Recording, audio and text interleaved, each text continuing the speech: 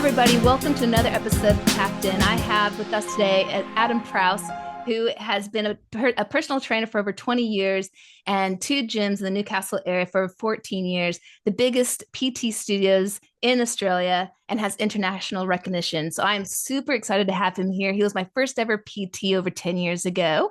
And I'm so excited to have this conversation about why exercise and working out has changed my life. So thank you, Adam, for joining us today. No problem, Melissa. Thanks for having me on. Yeah, so I would love to discuss with you why your gym is so unique and special and why I love it because it has changed my life. It has helped in my personal development journey. And I've been a member of your gym for 2.5 years now. I don't know why it took me so long to change gyms. I was a member at a different gym for almost 10 years, but I think what kept me there was a gym buddy. And then that sort of, changed a bit the scenario.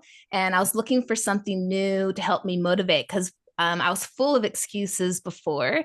And I'll never forget when I first came to join up at your gym, you interviewed me. So that was a blessing. Thank you. And and I'll never forget what you asked me. Can you remind me? It was the Yeah, wording. so it was like, what are you willing to give up to actually achieve your goals? Yes. Yeah, so like you say before, like a lot of people, there's a lot of excuses and things, and if I think sometimes you kind of buy into your own excuses too much, like a lot of people do, right? So it's sort of getting people to realize, okay, like I've got to put these excuses aside to actually get to my goals and achieve something. And I think that's why those direct questions work so well because it makes people really think like, yeah, like what am I actually willing to give up? How bad do I actually want this? Is it just something where I'm like, oh, I would like to lose 20 kilo, but I don't really want to. I don't really care that much. Or is it like I really want to and I'll do whatever it takes? So some of those questions are kind of getting people to realize, well, what does it actually mean to me to do it? Do I even really want to do it? And what am I willing to give up to do it? So yeah. Yeah. Yeah, I love that because I'll never forget when you asked that question, something inside of me that just like was a jolt. And I'm like, oh, wow. Like, yeah, like it just triggered something inside of me that was like, yeah, I knew straight away. I was had heaps of excuses because I didn't have consistency before. I just went when I felt like it, or the classic excuse, I'm not feeling well today, or I'm too busy, or this or that.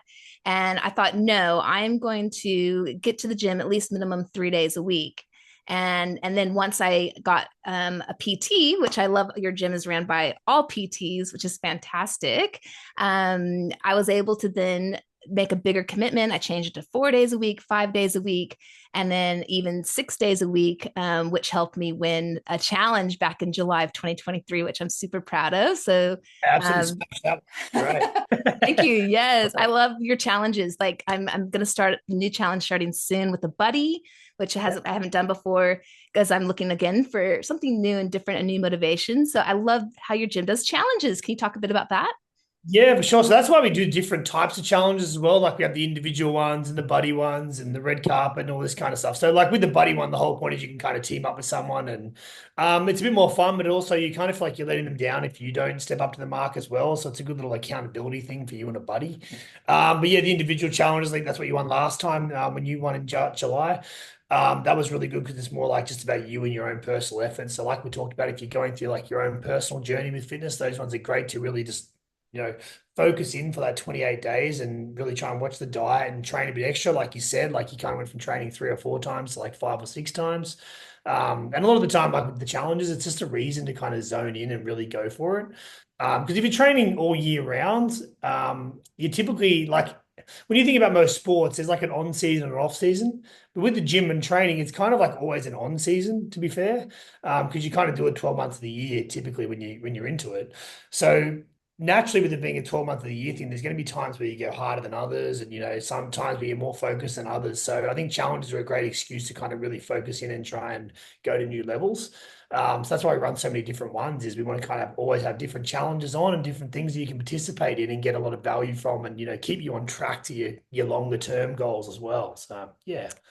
Yeah, I love that. Thank you. Because I find, now that I'm 45 years old, I am getting different injuries all the time. So, if it's not my knees, it's my lower back. But I find, after the inflammation's gone down a bit, I only need a few days off. And then I love how your PTs can change up some exercises and I can still show up and not to lose too much of my strength or what I've worked really hard for.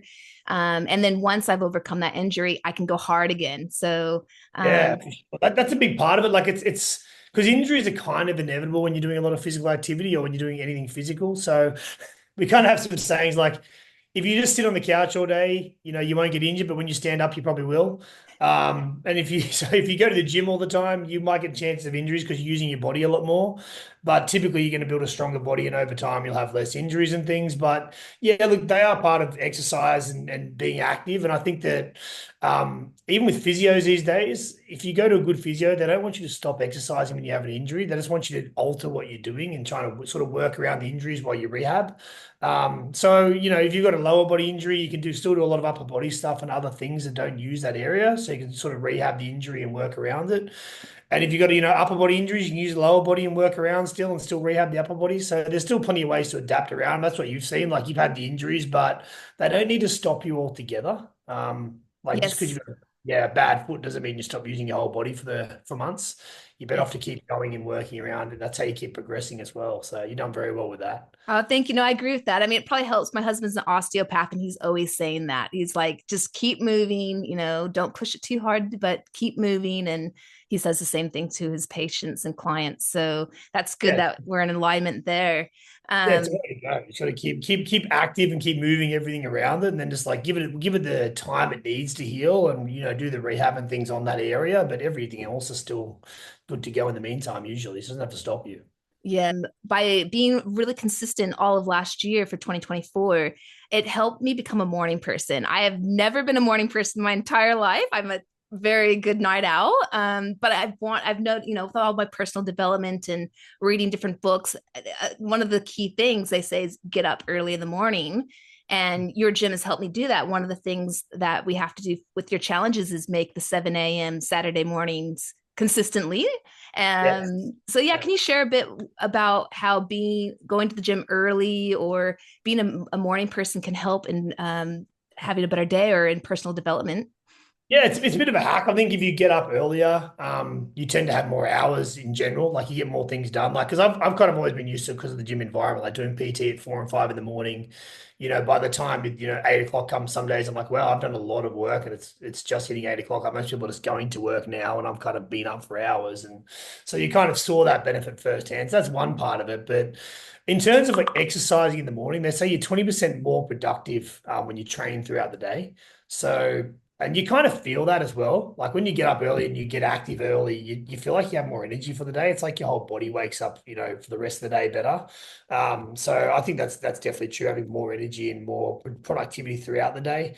But people tend to go, oh, if I sleep in, I'll have more energy because I've had more sleep. But it actually tends to make you probably a bit drowsier and a bit slower. It takes a while to get going in the morning and things. So I think definitely getting up early and getting some physical activity done, or even look, even if you aren't like a physical activity person in the morning, like you can get up and do your work and things before, and then train at midday or something is still fine. But in general, if you're kind of training daily and you're going to bed at a decent hour, because obviously you being a night owl, I imagine when you started getting up early, you started going to bed a bit earlier as well, or Yes, that's the other thing that kind of forces you to happen. Like if you're getting up at 5 or 6 in the morning, you're actually going to go to bed at 9 or 10 at night, and it'll start to change kind of the fabric of your day. So I think that's always another good benefit as well.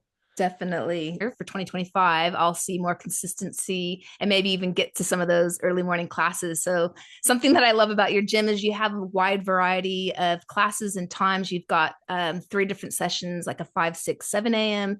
You've got a 9:30, a 1 p.m., and then a 4, 5, and 6. And I just love that. Like, I don't know Yeah. too many gyms that do that. It's kind of, yeah, I don't really know any actually, to be honest. Like it's kind of a bit crazy. I think it'd be the biggest time demo in the country for sure. But like the whole point of that for us is like we look to like eliminate excuses. So like I like that the gym's 24 hours. It's got sessions on from 5 to 7 at night, almost every hour. And that's by design. Also, you don't need to book in. Like you don't need to pre-book the class. So you never miss out. You can just turn up whatever suits you. So I think that's powerful because if you don't make 5 a.m., you can make 6 a.m. or 7 a.m. or 9:30. It's kind of hard to say, oh, I don't have the time or I can't fit it in. You may have to get up a little bit earlier, or come in your lunch break at work or something like this. But there's definitely ways to fit it in. I think the fact you can bring kids and stuff as well whenever you like, that's all just trying to eliminate barriers for people because.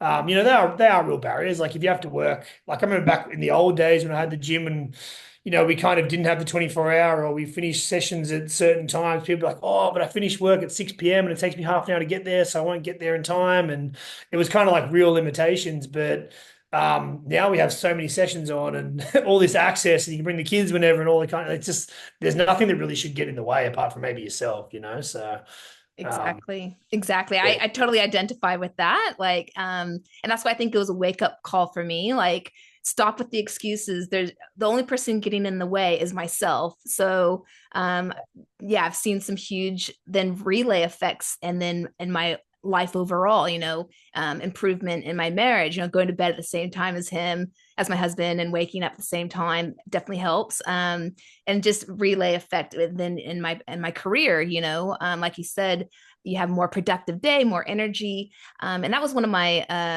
motivators of getting to the gym, was, going from part-time work to full-time work. I'm like, oh man, I'm going to have to step up my energy levels. And I knew that exercise would be one of those ways to help me, which it did. So Yeah, it's a funny thing because like I sit down with a lot of people like who kind of like you did that initial interview to come into the gym, initial consultation. I sit down and do a lot of those with people, and a lot of the time like they don't have energy, but they're not doing anything physical. Like they're not doing any exercise. They're like, I'm tired all the time. I want to lose 10 kilo. Like they've got all these goals, but like the thing is the energy doesn't really come unless you train often. So if you start training really often and you'll get energy. So it's kind of like you have to spend energy to get energy, which is weird because you think, oh, I'm so tired. How can I possibly go to the gym when I'm this tired already, right? Like how can I fit this in?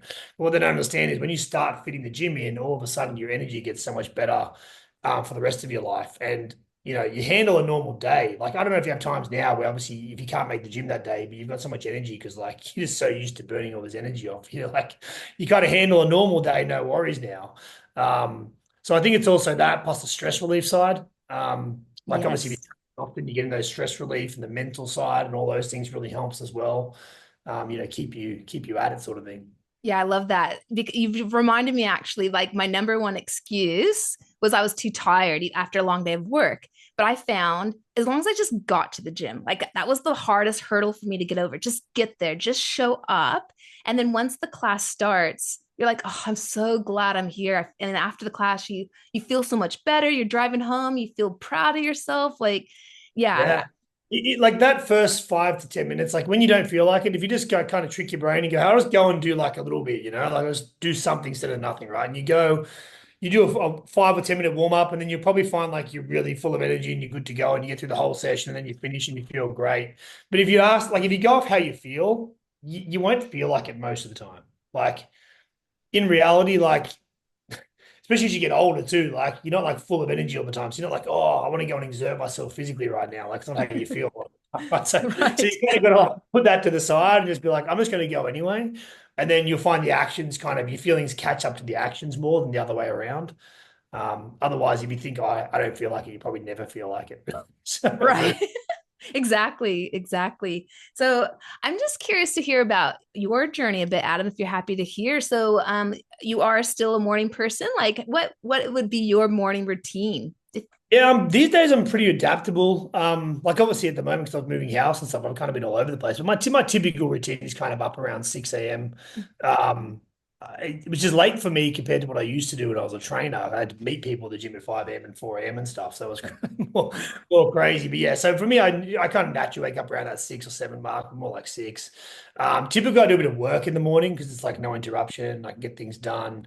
But I like to train kind of, around that 8 or 9 o'clock mark and then maybe again in the afternoon if I've got time as well. So I find getting up early is like a good benchmark for me because I can get things done and kind of get the day started and achieve more throughout the whole day. So I've got more time to fit workouts in later and things as well, so I don't miss anything. But Often would you do two workouts in a day? Like what would be your weekly, like would you do an arm day, a leg day, yeah, when I cardio? say two, I'd probably like split it up a bit with the weight training stuff. So I might do different muscles each day because that way you're not fatiguing the same muscles. Then a bit of cardio and things on top of that. So they might have like one weights and one cardio most days and that kind of thing, which works really well too. So yeah, just different. Depends on what you're trying to do and what you're trying to achieve. And that sort of thing, and what phase you're in. I think everyone goes through different phases. Sometimes you have more work on than others, and sometimes more stuff with the kids you got to do and whatever else. You got to be pretty adaptable, otherwise it won't work long term. Which I'm sure you've experienced as well. Like times where you've really been 6 days a week and really going for it, then other times you've kind of making three has been a big achievement because you're so busy. So it is going to, change. But I think if you're not, the main thing is you just don't stop altogether. uh, Yes.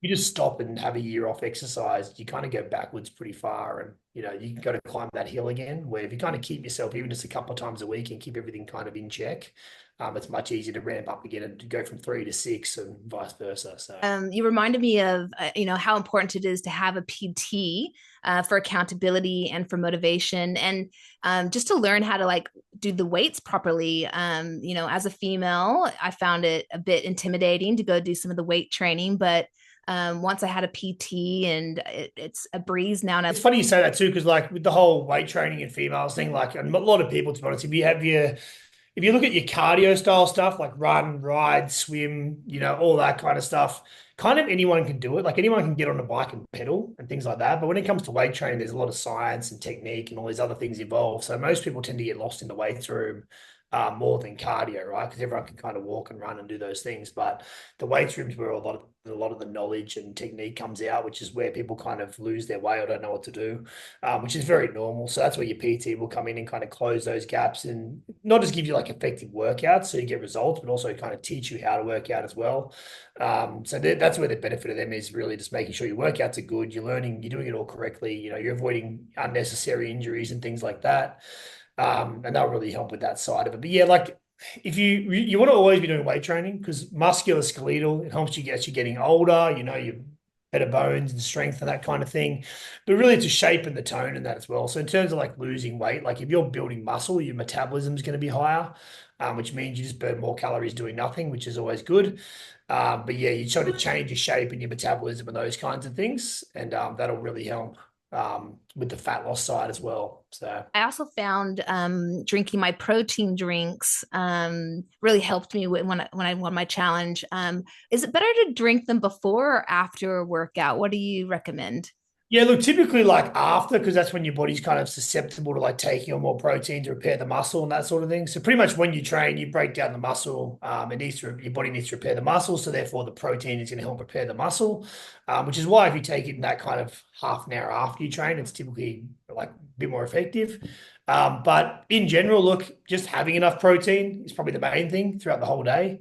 So that way you're kind of covered for your recovery and your muscle building. And yeah, it's also like people don't think about it as much, but it's not just recovery, it's also helping you have less calories and better macronutrients. So when you have protein shakes, say like it might have 200 calories, but it's got like, 20 or 30 gram of protein, where if you tried to do that through food, you might, take on more calories or fat and carb and things, where protein shakes are like high protein, low fat, low carb, which just makes it a lot easier for you to kind of get what your body needs without the extra excess calories.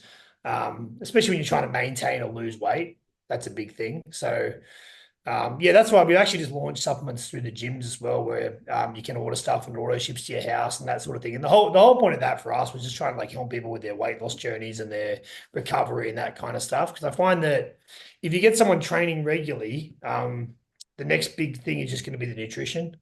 So, and there's actually quite a lot of people I find that once they start exercising 3 or 4 times a week, they actually enjoy it and they kind of look forward to the exercise part of it. But the nutrition's kind of a harder battle because it's 24/7, 365. It's very easy to slip up and eat the wrong foods and whatever else, and go over your calories and things. So I think for me, like it was a convenience thing. Like I used to have a big bowl of cereal every morning for years, and then I switched to a protein shake and banana, and it was just way more convenient because it was a lot faster in the morning and a lot easier. And when you look at the calories and macros and all that, it was like way less. So it was a lot. So in terms of like better for me health wise, losing weight, all that kind of stuff, the protein shake and banana is way better than a massive bowl of cereal, just because way less carbs. So I think it kind of makes dieting a bit simpler with those sort of things. Something I wanted to talk about is I love how your gym have nutritional consults now and again, and you also have a beautiful support system with a Facebook group, which is I love that. There's a lot of interaction. It helps create community, but also people have when they ask questions, especially about nutrition, it benefits all because a lot of people are a bit shy to ask those questions. Yeah, that's why we set up the nutrition workshops a few years ago. I realized that okay, like if you got people training regularly, the next big thing's gonna be nutrition. So we need somewhere to go because like it's hard when you're doing a personal training session and people ask you all these questions about nutrition. You're trying to go over someone's diet. It kind of slows the whole session down, and there's other people there waiting, and it kind of gets a little bit like you're going to a talk about something where you need to sit down and really nut it out, but you can't because you're in the middle of a session. So we created the nutrition workshops, which I think there's about 3 or 4 each location on per week. You can book in whenever you want. You just turn up and they'll go over your diet in detail. There's meal plans, all kinds of things. But really, the whole point of that is just to make sure you're getting all the help and nutrition that you need outside of your sessions as well. And that's like in terms of getting results, that's great, but it's just going to help educate you as well. For like, because really, this kind of stuff you learn, you take with you forever, right? Like if you learn how to eat better, you kind of benefits you for the rest of your life. If you learn how to train, it kind of benefits you for the rest of your life as well. So we want to kind of really make sure that people know what they're doing with those things so they can, get that benefit forever. Yeah, definitely. Results do come from what we eat. And so, yeah, nutrition and exercise definitely go together.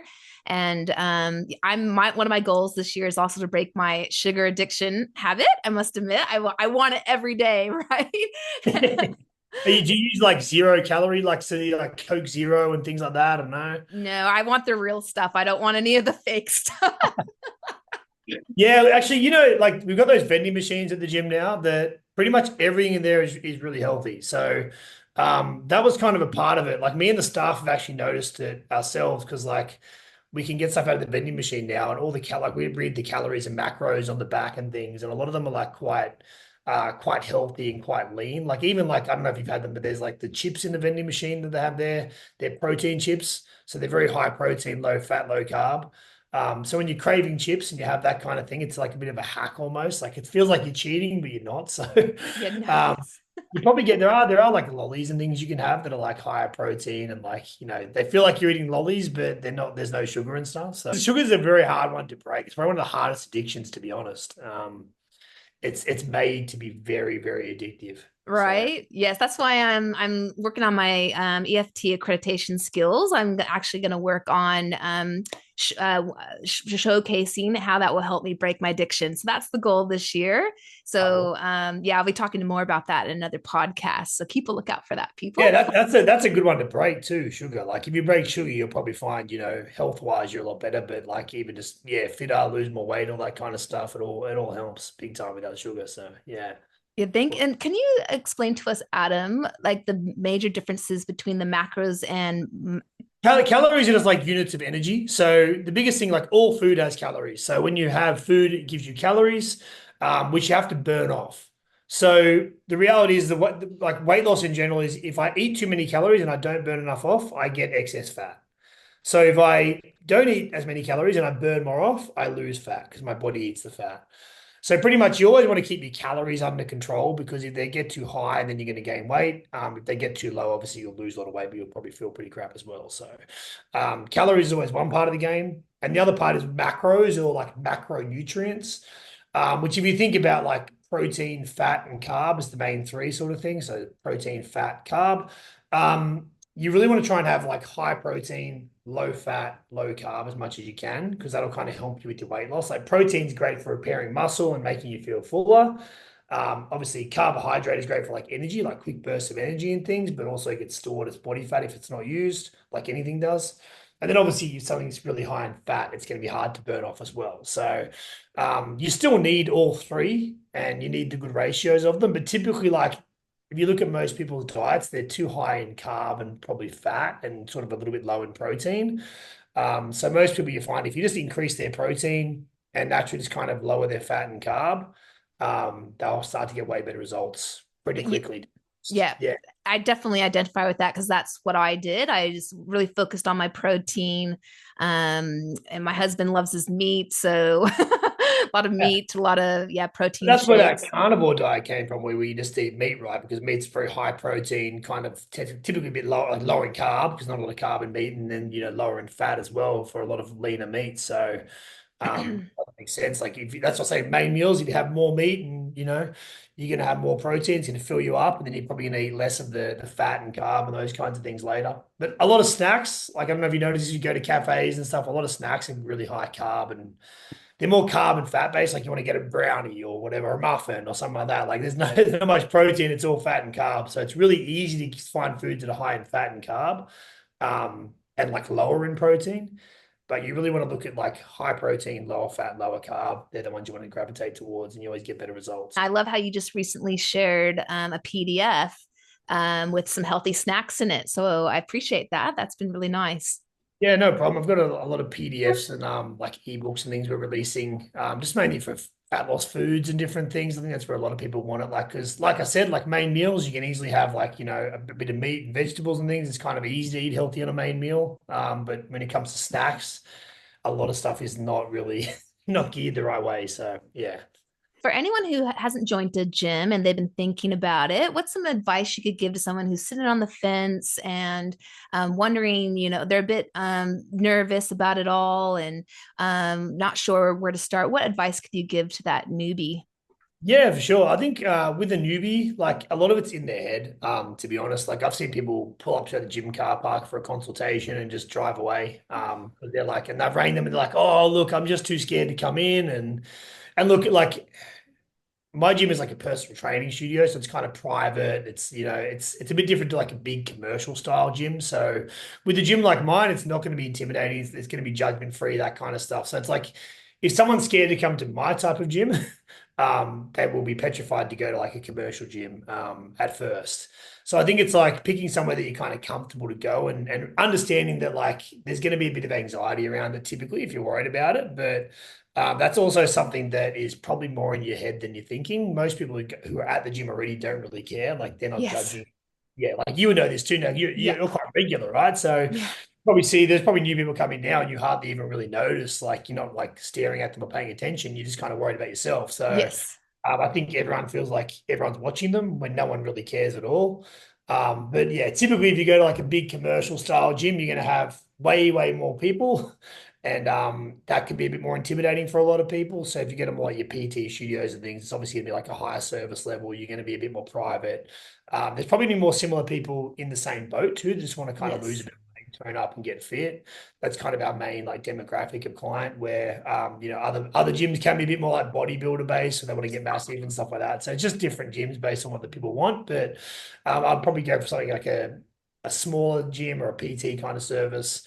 And then just understanding that no one really cares. It's your journey. No one's going to judge you. No one's going to be, no one's really watching you. You're just going to feel like it because it's a new environment. And I think that's the same for anything. Like if you've never been to like, I don't know, like a concert or something and you go to a concert, there's people everywhere. Like that could be daunting for you as well, or doing public speaking for the first time, or anything that's got like a room full of people that you don't know is going to be a little bit nerve-wracking for most people, I think. So Yes, I'm glad you brought that up because I found, some people get into the trouble of comparison. And I find exactly what you said. No one's staring at someone else. Everyone's always just worried about themselves. So, and it's such a friendly community based gym too. I love that. Like most people after a while get to know each other and are excited to see you when you show up, like, hello, welcome, and I know that feeling too. So what if I see a new person that's feeling uncomfortable, I'll say hello and try and make them feel yeah. comfortable, work out with them in because usually we're in groups of 2 or 3 or whatever in the classes. So yeah. So again, people don't compare. Just showing up is amazing and we're there to support you. So I love that about your PTs are so friendly. They're a great staff that you have.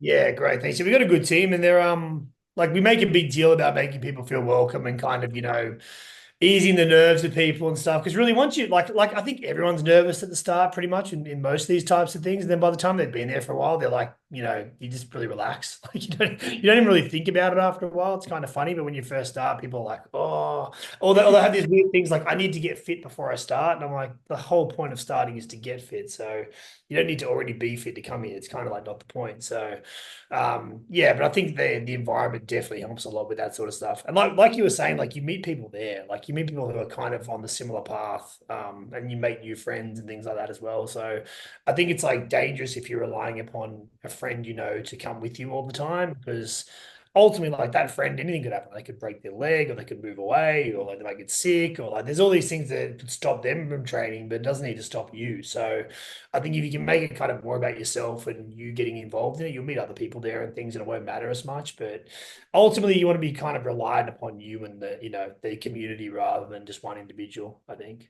Yeah, excellent. I identify with that because at my old gym, I started because I had a gym buddy who was my neighbor. And again, I didn't get the results I was after as much as I loved spending time with that friend who then ended up leaving. Whereas when I joined your gym, I'm like, okay, I'm in my own lane. I'm relying on me, no more excuses. And then I saw the results, which, yeah. So thank you Yeah. for that. Yeah, no, that's fine. I think it's just you realize like you did that, right? Like a lot of people do that. They join a gym because their friend goes there. Their friend's like, come along, we'll train together. And then it sounds all good, but like inevitably those things don't really tend to last. And then if you're relying upon that being why you're getting fit or the way you're getting fit, it's kind of very unstable. But I think as soon as you kind of made it about you and focused on you, it all happened for you, right? And put you down that really solid path now. So that's great. Yeah, thanks, Adam. And yeah, so I would love to know on the other side of things, what's some advice you have for anyone who's been at a gym for a long time and not seeing the results? What's some advice you could give to them? Yeah, so this happens a fair bit as well. People come in that maybe they're training, 5 days a week already at another gym, and they're just kind of doing what they think will work. And like I sort of said before, like the weight training and stuff's a bit of a science. There's a fair bit to it. Like there's kind of things you can manipulate to get results with it. So if you're doing the same kind of thing all the time and not getting results, you should look to change up. Like because if you're doing something for a couple of months, it's not working, then it's not going to work the next couple of months either. So it's sort of like just starting to tweak either your diet or your training, or a bit of both, really. I mean, we get people that come and they go from like trying to do their own thing in the gym all the time and kind of getting nowhere for could be a couple of years sometimes. And they start doing boot camps or PT, and all of a sudden they're getting all these results. And I'm like, it's just because someone's actually pushing you and watching you and, making sure that your workouts are more effective. Mm. Uh, so I think of it this way. I'm like, if you're going to the gym 5 times a week and you're spending an hour, you're already investing 5 hours a week of your time into the gym. So if you're not getting any results, we probably just need to change. Like it's not like you need to train more because you're already doing 5 hours. We just need to change what's happening in those 5 hours to make sure that every hour is effective. And then naturally, when you change the 5 hours, you make them more effective, you start getting better results for the same time. And you're like, oh, okay, I was just doing it, inefficiently. Any other tips or motivation that you could give to someone seeking the gym life? Yeah, I think you've got to look at it to be something like I talked to you about at the start. It's got to be something that you will stick to for a while. Exercise is very momentum based, like especially at the start. Like if you're stopping and starting all the time, it's very hard. Like say if you train for a month and then you stop for a month, then you train for a month, you're kind of always doing the hardest part over and over. So consistency really is the key. Um, you might not love every moment of it when you first start as well. Like you're gonna have days where you're tired or you're sore or whatever else. But just consistently turning up and staying at it, even if it's like 2 times a week, 3 times a week, or 4 times a week, at that stage it doesn't really matter. Like I say to people, you're much better to train 2 or 3 times a week every week for 6 months straight than train 5 days a week for a month and then stop for 3 months and then come back again. Like just keep that consistency rolling, keep it going, and you've got to have your goals. Like I imagine, obviously, well, I know when you first started, you had your goals that you were kind of reading your mind, and the gym is like the vehicle to get to the goal. So if you kind of look too much at the day to day, it's not that exciting sometimes. But if you've got your goal in mind of what you're trying to achieve, and you can kind of think about where you're going to be 3 months from now, 6 months from now, that kind of thing, that's what keeps you motivated. It's what you get out of it, not what it actually is a lot of the time. Yes. It's like sometimes people are like, oh, what if I don't like the workout? I'm like, you don't need to love every workout for it to be effective. like, like You know that you need to sweat, you need to work muscles, you need to burn calories, and if you're doing that often enough and you're doing it the right way, you'll achieve what you want to achieve, and you'll Yes. learn to like it more. Yes. Um, Can I just, you might, I used to hate burpees, but now I love them. I can't believe I'm saying that. yeah, because you can actually like do them, and they don't hurt you or anything like you. Because it's just like a comfort thing. It's like that with running and all kinds of stuff. Like when people start to run, they kind of get it's very hard and awkward and like not comfortable at all. But then after 6 months of running, they feel great running. They love running. They don't want to miss it again. And I think it's like the gym as well. Like the more you do it, the more condition you get, the more you get out of it for yourself. And you actually don't want to miss your workouts then. You Yes. actually more annoyed when you have to miss them than when you have to do them. That's Um, right. And I identified with what you said, like when I was going like 5 days, 6 days regularly, and then I would go overseas for like a month, and then I'd come back. I'm like, oh, I can't lift the same weight I used to. And but it didn't take too long to get back to that. But something I'd like to share with everyone was also like the first 3 months when I first started training hard was like a pain barrier I had to push through. And yeah, well, did you say that's pretty normal for most people, Adam? Yeah, so like it depends how hard you go into it. Like if you go from nothing to 5 days a week and you're really pushing, you're going to have more pain. You'll also get conditioned faster and you'll achieve more results and things like that. So like if you're training say 2 or 3 times a week, you're still going to have some sore muscles and things like that. But your body gets really good at adapting to whatever you're doing. So if you have been training for a while, like say it is, a month or two, you probably find I typically find after about 4 weeks of consistent training someone starts to really, come around and recover better and feel better and have more energy and that kind of stuff. So like that first month is very important. And then from there, you probably find it gets easier and it gets better. But you typically tend to train harder too because you're getting better. So your level of like what is hard changes over time as well. Um, Yes. and your muscles get used to they get more conditioned, so there's less soreness and those sort of things. So typically like you'll get to the stage where you can train quite hard and you don't even get sore at all. And then people are like, oh, why am I not sore? It mustn't be working anymore. But it's still working. It's just your body's got way more effective at getting rid of muscle soreness and things like that. So yeah, Yes. very, very important that first couple of months to be really consistent. Yeah, I love that. And I love also with the goal setting. Like I found for me, like as a female, we tend to obsess over our weight. So I decided to shake things up and thought, I'm not going to worry about my weight. I'm actually just going to try and get some vein poppage in my arm. Yeah. And just changing that little tiny goal, it actually was a better motivator. Are Yeah. there some other goals you could Yeah, recommend for people? that's actually a good one you bring that up because like a lot of people get really weight obsessed, like scale obsessed. But I'm like, it's kind of weird because like if you build a lot of muscle, you're gonna weigh pretty heavy, but you might have way less fat. Like I always think if you got two guys, like one guy's 100 kilo and he's all muscle, and one guy's 100 kilo and he's all fat, like he's on the couch all the time, the other guy's training all the time. They look completely different, but they both weigh 100 kilo. And you wouldn't be like you wouldn't go to the really, really lean guy with heaps of muscles and be like, oh, he's overweight, but he's 100 kilo, right? So weight kind of becomes a little bit less relevant over time, especially if you're building muscle and doing those things. It's going to be more how you feel, how you look, all that kind of stuff.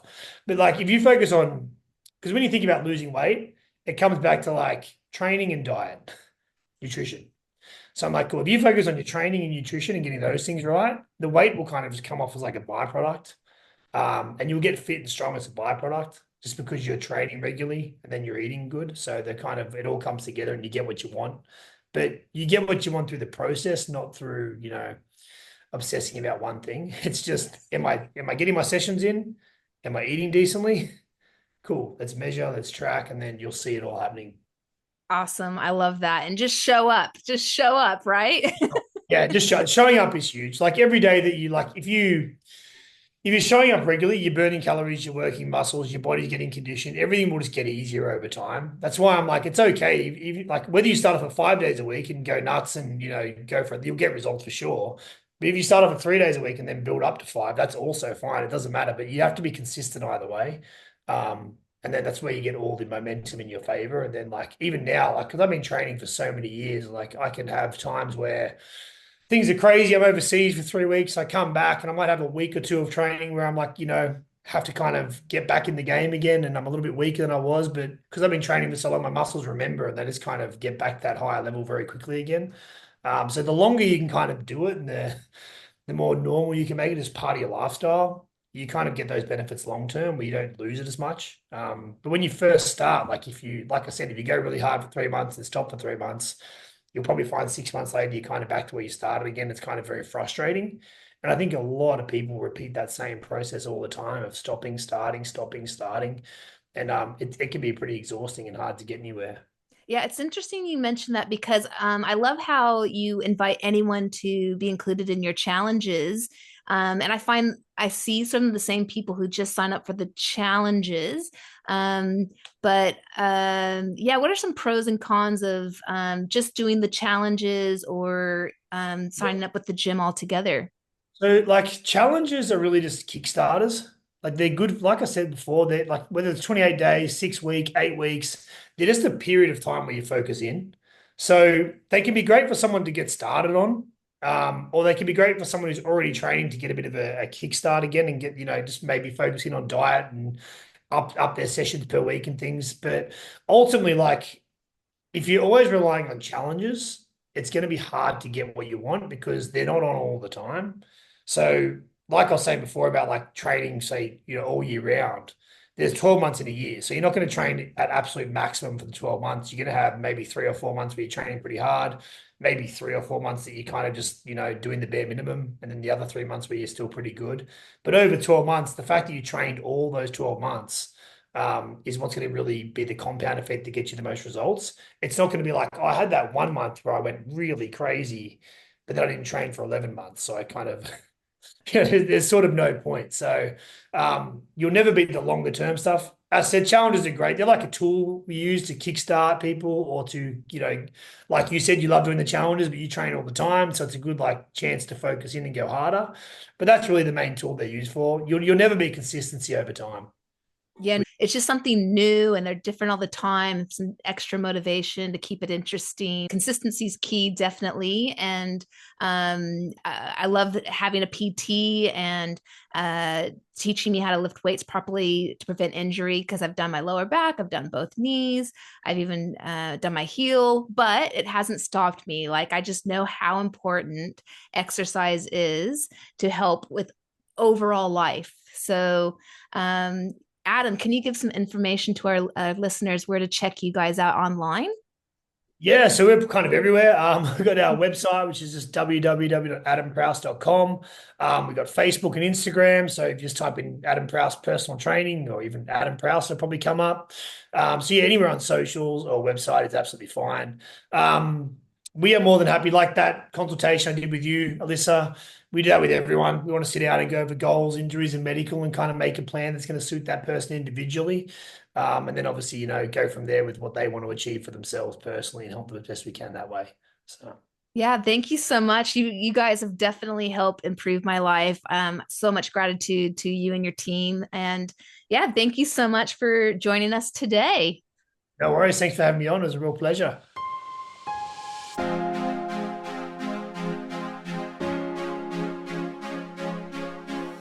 Big shout out to Bellevue Studios. Thank you so much for recording on this land.